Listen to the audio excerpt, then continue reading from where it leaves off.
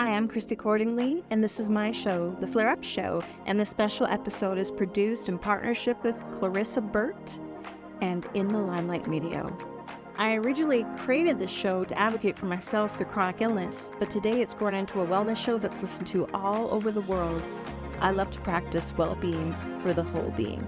So if you're ready to rise, thrive, and elevate your life, stay tuned, enjoy the show, and thanks for listening.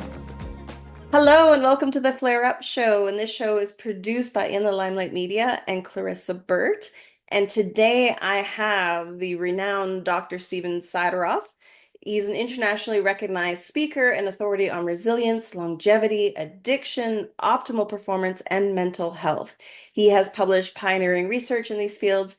He is an associate professor in the departments of Psychiatry, Biobehavioral Sciences, and Rheumatology at UCLA. And his new book is The 9 Pillars of Resilience, the proven path to master stress, slow aging, and increase vitality. Welcome, Steven. Thank you. It's a pleasure to be here with you. Yeah, I'm really excited to learn from you. And let's start off talking about the issue, which is the stress and anxiety. There is a bit of a, I don't know if we want to call it an epidemic when it comes to stress and anxiety and some of the chronic illnesses that have been occurring due to it. So can you maybe share a little bit about how stress actually impacts health and performance and what effect it actually has on our health as well? Yes, absolutely. And to your comment, it's stress has actually been labeled as the pandemic of the 21st century. Yeah. Because it is so comprehensive in how it impacts all of us in terms of our health, in terms of our performance, and really in terms of our happiness in life. And, people know that and talk about how the world and life keeps getting faster and faster and speeding up. And really, it has been because of technology, because of how our society has advanced. We've gone so far away from the stress response that we've evolved to deal with our stresses. So we still have the fight or flight mechanism of our hunter-gatherers, but our biology has not changed much in these last 50,000 years, but our society has changed so much. So there's a mismatch. How we prepare for threats, dangers, uncertainty, am I going to pay my bill today, etc., is that same fight or flight mechanism. But yet, how many of the situations in your day and your life can you really handle by either fighting the danger or running from them? Not many. So what happens is our bodies mobilize, but then we now have to come along and hold that energy in. So not only do we use up more energy each time we prepare for a danger, a stress than we need to, but then we literally use more energy to hold the original energy in. Tremendous mismatch that leads to an imbalance in the 2 branches of our nervous system, the activating branch, sympathetic to stress, and the recovery parasympathetic branch. Yes. And they need to be in balance. But again, think about all the times in your day that you trigger the stress response. And we do it throughout the day, whether it's to just commute to work, whether it's dealing with somebody at work, whether it's a deadline, uncertainty. So we're continually activating the stress response. But how many times in your day do you have an experience in which you're reminded to relax, in which you're told you're safe, you can let down your guard? Yes.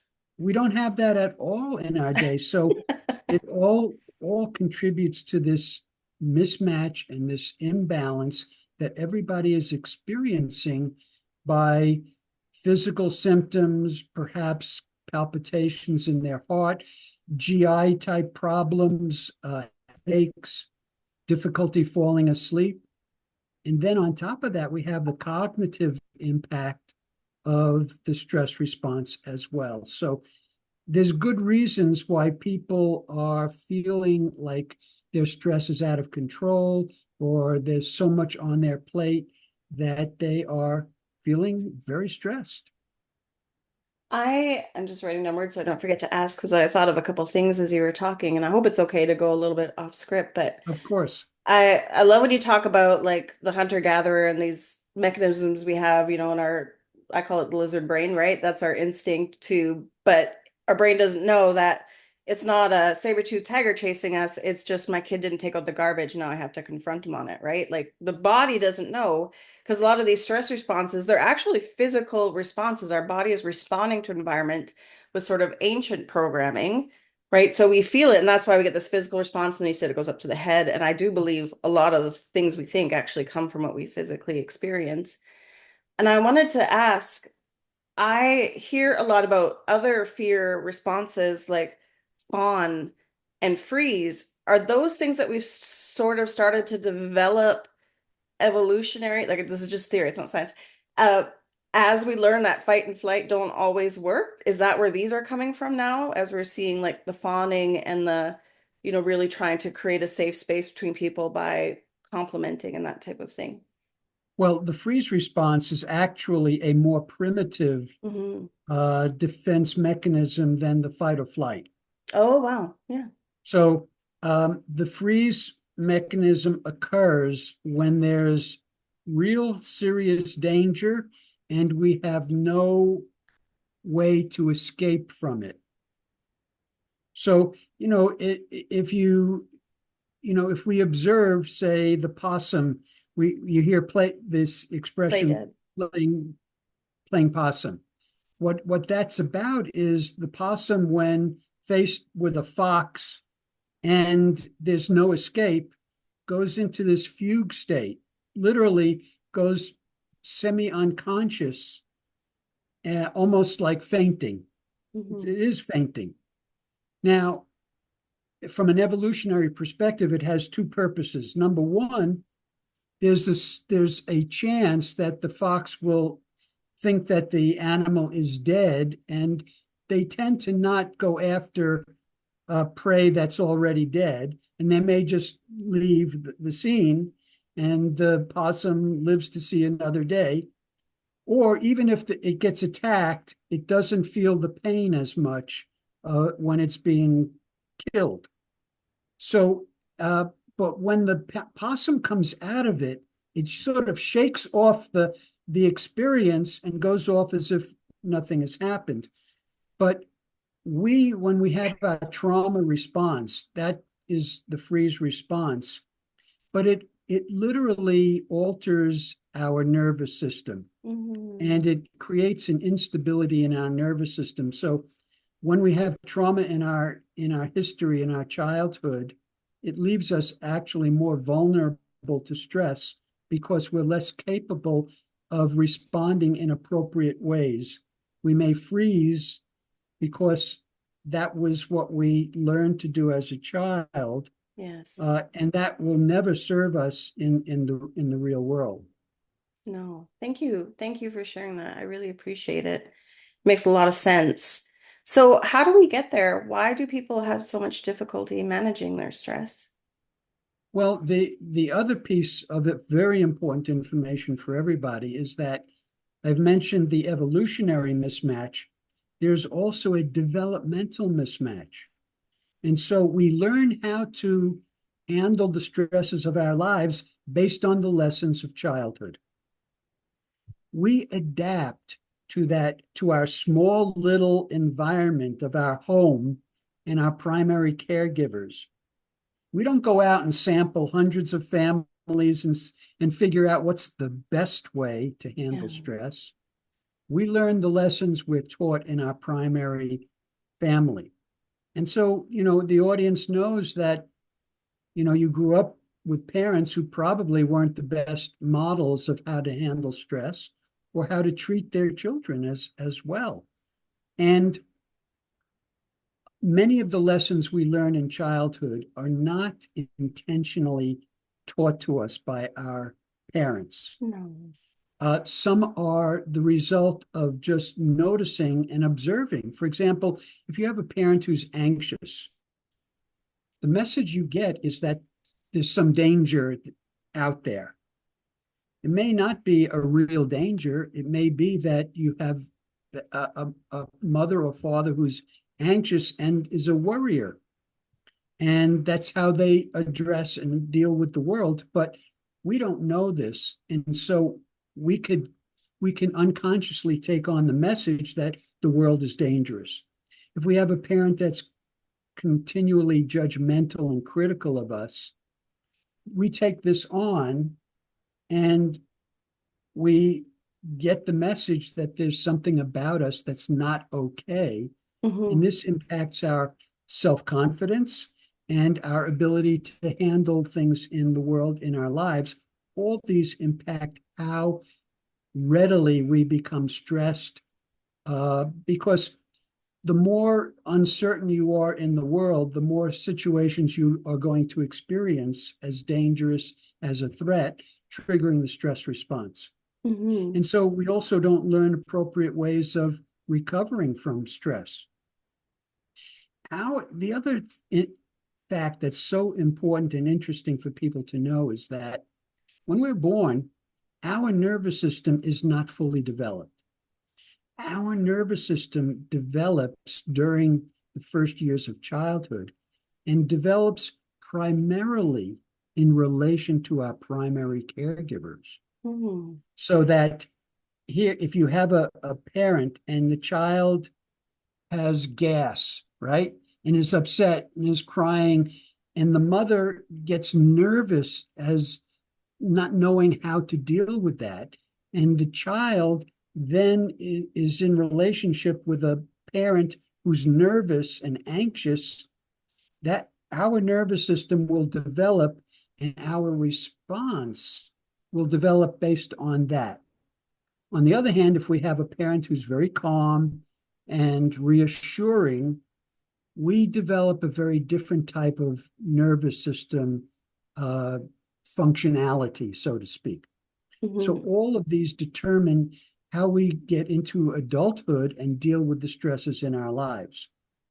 This is why it's so important to realize that the lessons we've learned are not necessarily the best ones. Yes. So so now we're adults. Is it possible to reprogram our nervous system if it maybe has those underdeveloped or mixed developmental stages?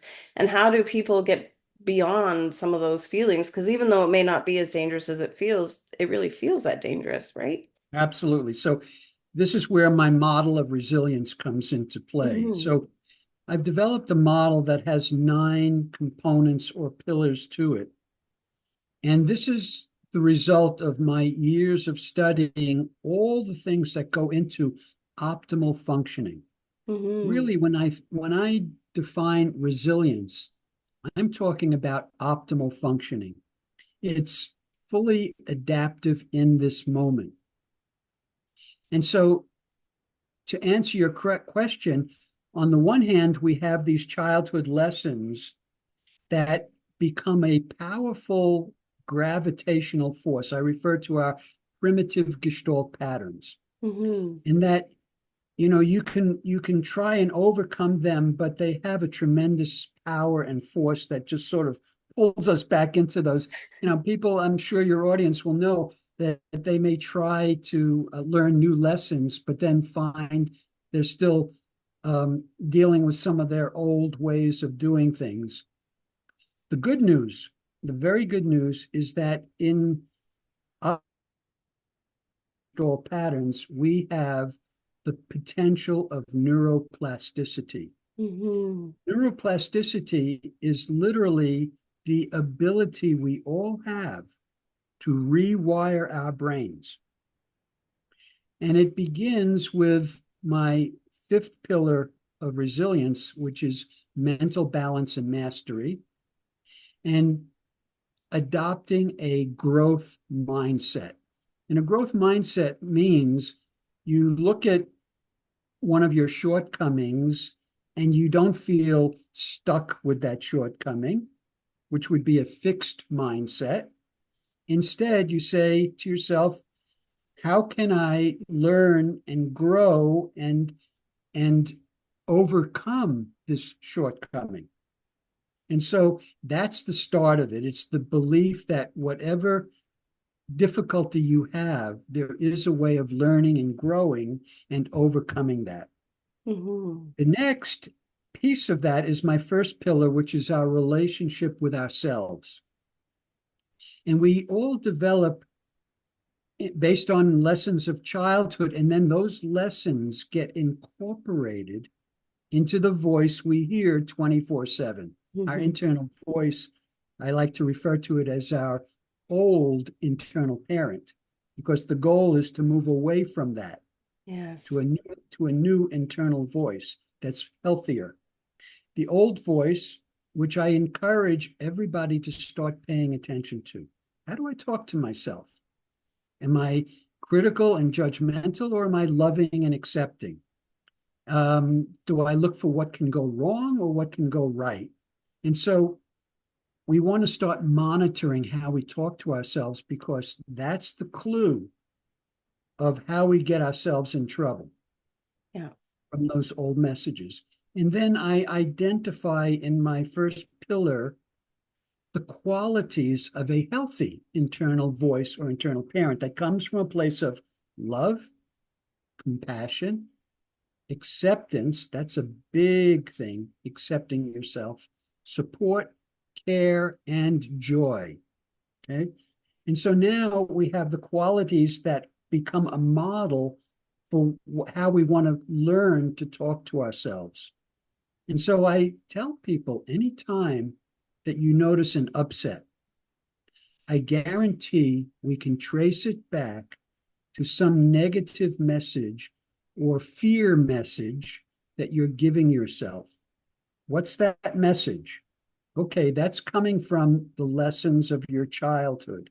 Mm-hmm. Now, the first step is to say no to that, to realize that that doesn't serve you, because you're in a new environment that's very different than your childhood environment. You need to respond to it very differently. So no to that. And now let's migrate over to the healthy internal voice that comes from those qualities that I just described. And that's the pathway to begin the process of literally re-engineering, rewiring your brain. Yes, and as you start changing your behavior and your mindset, then what's going to happen is you're going to have new experiences that are quite different than what the old voice told you you should be experiencing, right? So now the response is also positive, Yes, mostly positive in exactly. return, Now, right? the old voice doesn't go quietly into, because the old voice developed out of survival learning. Our childhood lessons, our newest lessons were based on survival. We had to survive that childhood environment. And so those messages go in very deep. And we like to say that recovering from that is like peeling the layers of an onion. You work on it only to find that there's another level to it, and then another level. So it's an ongoing process that people need it to be accepting, that it takes a while, and persistent and focused on this process that I just identified. Yeah, even in that healing, it takes time. I remember once I was going through something quite phenomenal and I was doing, double the amount of yoga and breathing and meditation. And a friend of mine pointed out, she goes, it's not a race. Just because you do more, it doesn't mean it's going to happen quicker. Like you can't race through, like you're not resting. You're actually activating your sympathetic nervous system again because you're applying so much attention to the healing. You can't do that. It's gotta, yeah. And and that illustrates a very important point, which is that even when we get this picture of what we need to do to change, we usually approach it with the old voice. So as you said, you're doing yoga, but you're doing it in this fast way because you're bringing the old pattern to the new behavior. So it's another thing that we must be aware of. Yes, and to get immersed in the experience and stay curious through the different things that are coming up for us. Now, your book is so wonderful and there's so much in it, and it's not the kind of book, I don't think anyways, that you read one time and then put away. Well, how do you recommend people work with the information in your book and follow the pillars and continue? Because it is a long-term process to sort of heal and change and rewire. Yeah, absolutely. It's interesting. I'll have people say that, I couldn't put the book down, but now I have to go back and read it again. And my book is really designed as a handbook for living your best life. Mhm. It takes you step by step through a process, and it begins with a resilience assessment questionnaire, which, by the way, is a free gift to all of your audience. My resilience assessment booklet, which describes my model and then gives this questionnaire that people can take, they can self-score, and they can get their personal profile along these 9 pillars or dimensions of resilience so they can see what their starting point is. And it's always important in this process to be accepting of your starting point. This is an important point that I like to share with everybody. It's like we're all on this journey in life. And at any one time, we're somewhere along this journey. Let's say we're here. One of the ways most people get into trouble is that wherever we are in this path, we feel we should be further along. I Mhm. should have made that mistake. I should have done that better. All of these ways that we basically are disapproving people. If you're here and you feel you should be further along, that's impossible because you can't be at 2 places at the same time. The, the starting point for this journey is an acceptance of where you're at. That doesn't mean you like it or it's okay. It simply is an acknowledgement of reality. When you feel like you should be further along, you're only undermining yourself, and you're making you're saying there's something wrong with me that I'm here and not here. So we begin with acceptance. Okay. My book lays out a path, a step-by-step path. Now, the other thing that's important for everybody to realize is that there's so many things that we feel we should be doing more, better, or so many things we feel we should be doing to be more resilient. And that could be overwhelming in and of itself. And what happens if you're overwhelmed is you wind up not doing anything. And so it's important to realize that in my book, what I say is that there is the path. And the path is alongside of you every moment of every day. And all it takes to get onto the path is take a few steps based on the lessons in my book. And I give very specific steps that can put you onto the path. Once you're on the path, you have succeeded. People think that success is all the ways down at the end of the path, at the end of the road, when I get everything right. And that's, again, discouraging. And so I like to say that people have the ability every moment to get onto in the program.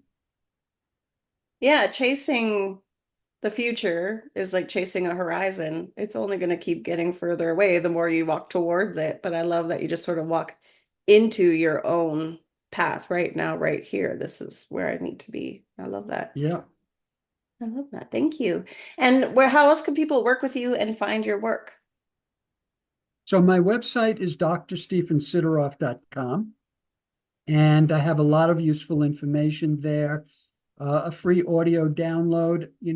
My fourth pillar is physical balance and mastery. Mm-hmm. And there's no substitute for practicing some form of relaxation, meditation, biofeedback on a daily basis to establish that balance I talk about. And so I have a free audio track that people Oh, can get amazing. on my website as well. But my book, The 9 Pillars of Resilience, The Proven Path to Master Stress, Slow Aging, and Increased Vitality, is available everywhere. It's in bookstores, and you can get it online at Amazon, Barnes and Noble. And, one of the things people say about my book is that it's very easy to follow. And they feel like they get rewarded very quickly in reading the book because they start to realize that they can become successful and more resilient. Yes. And you're really great at putting, very practical strategies and techniques in the book. Would you be willing to share one simple thing a person can do to sort of regulate and get on their path? Sure, absolutely. So Hmm. again, the first step is to have a growth and positive mindset. And this is something that people can pay attention to on a moment by moment. When I come upon a choice, am I thinking this is going to be difficult, or I think this is going to be possible? Every moment we have a choice. So that's the first thing is that. The second is uh, developing that healthy internal voice, as I mentioned. A third is I'll give you a very quick recovery technique that everybody can use. Okay. Hmm. Yeah, ready. And the first piece, and this is the first piece of it, is the recognition that when you breathe at approximately 6 breaths per minute, so that's 4 seconds in, 6 seconds out, you engage a number of physiological systems in your body and bring them into alignment. And it facilitates brain and body health. So if everybody were to take literally 2 minutes to breathe at about 6 breaths per minute. Now, when you breathe in, you imagine focus breathing in through your heart. And when you breathe in, your heart expands. Visualize your heart expanding as you breathe in, and you focus on gratitude. We know that, and this is my sixth pillar of resilience, we know that when we go into a place of positive emotions, love and gratitude, that we actually enhance our heart rate optimal rhythms called coherence. So Hmm. when you breathe in, imagine breathing through your heart expanding. And when you breathe out, you focus on simply letting go. So let's just take 1 minute to do this. So everybody just breathe in, focusing on your heart, breathing through your heart, and imagine somebody who you have gratitude toward. And as you breathe out, just focus on releasing all the tension in your body, have your body sinking, melting into your chair. Breathe in through your heart, gratitude, and breathe out, letting go. Breathe in through your heart, expanding your heart, feeling a sense of gratitude, and exhaling, letting go, releasing all the tension in your body. If you do this frequently throughout your day, even for just 2 to 3 minutes, it will have an impact on you. The other piece is that before you start, you want to tell yourself, for this time that I'm doing this exercise, I'm safe.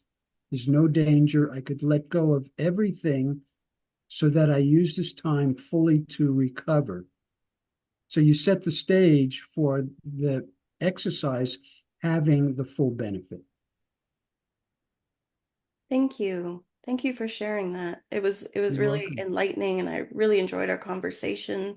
Is there anything else you would like our audience to know before we sign off for today? Well, the only other thing is to remember to be accepting of yourself and to be compassionate with yourself. If you make a mistake, rather than beating yourself up for it, have compassion toward yourself. Find the lesson to be learned so that you can do it better the next time. And this is my definition of resilience, which is not the ability to bounce back, but the ability to bounce forward. I like that. Thank you so much for sharing, Dr. Stephen. You're very welcome. Thank you.